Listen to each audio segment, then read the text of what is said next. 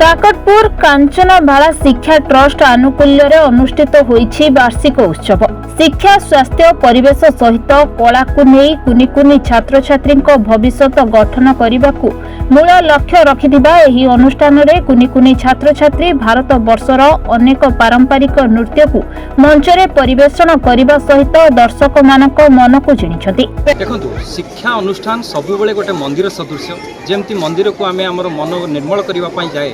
सेमती आमर जो मानसिकताटा एवं उन्नति करबा पई कि राज्य देश एवं देश विदेश उन्नतिकरण करने जो मानसिक डेवलपमेंट आसे सेटा शिक्षा अनुष्ठान आसे एवं शिक्षार विकास एजुकेशनल ट्रस्ट एवं केवीएम किड्स पब्लिक स्कूल आज को 5 वर्ष धरी निरंतर ओडिसी संबलपुरी चंपू राजस्थानी दक्षिण भारतीय नृत्य ऐगिरी नंदिनी जगन्नाथଙ୍କ जनान सहित अनेक आकर्षणीय नृत्य को मंच उपरे निर्भुल भावे उपस्थापना करिसेंती पंचमरु दशम श्रेणीर कुनि कुनि छात्र छात्री।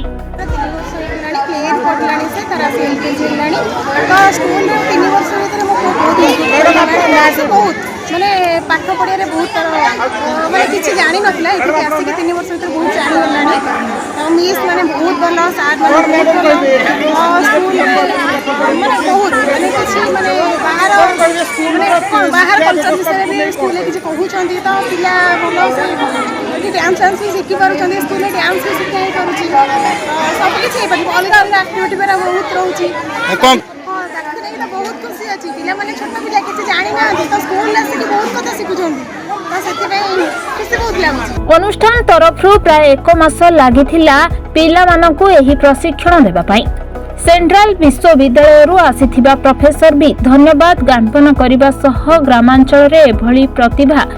पुणी कुनि कुनि छात्र छात्री अत्यंत रोमांचक थिला। विद्यालय की समय धीरे धीरे उत्तरोत्तर बहुत उन्नति करुची एवं प्राइवेट पब्लिक स्कूल गोटे शहरी कॉन्सेप्ट थिला वर्तमान ता ग्रामांचल को प्रवेश करलानी एवं जो भली भाव में ये अनुष्ठान की कार्य करुची और आज जो रंगीन कार्यक्रम हो भावुची भुवनेश्वर बक्सी जगबंधु इंग्राज मीडियम स्कूल आनुअल फंक्शन में अटेंड करुची एवं डीबी स्कूल आनुअल फंक्शन में अटेंड करुची काकटपुर भली जगार ये एक आयोजन एते सहृदय व्यक्ति एवं एते मान्यमान्य व्यक्ति एते उपस्थित अच्छा एते बड़ डायस तैयारी जहाँ देखिली जे अनेक लोकों आशीर्वाद द्वारा यह संभव है। काकटपुर अंचल स्कूल जो प्रतिष्ठा होती आमर लोक मैंने भुवनेश्वर पुरी जाकि दूर दूरांत जा पढ़ुं गाँ गहली जेहेतु ये क्वालिटी एजुकेशन ये मिलूँ से धन्यवाद देवी निज चेष्टार काकटपुर ये गुणात्मक शिक्षा दौरान छोट छोट पिलाମାନଙ୍କୁ तेणु यहाँ से जारी रहा भल ना कर गतर अपेक्षा आम देखिए स्टूडेंट संख्या बढ़ी क्लास 6 पर्यंत चलती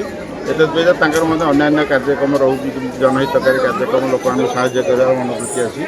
यहाँ आम माँ मंगला आम प्रार्थना करुँ से आहरी उत्तरोत्तर ये अनुष्ठान उन्नति हो लोक मैंने काकटपुर आज विशाल रिपोर्ट रिपोर्टर्स टुडे।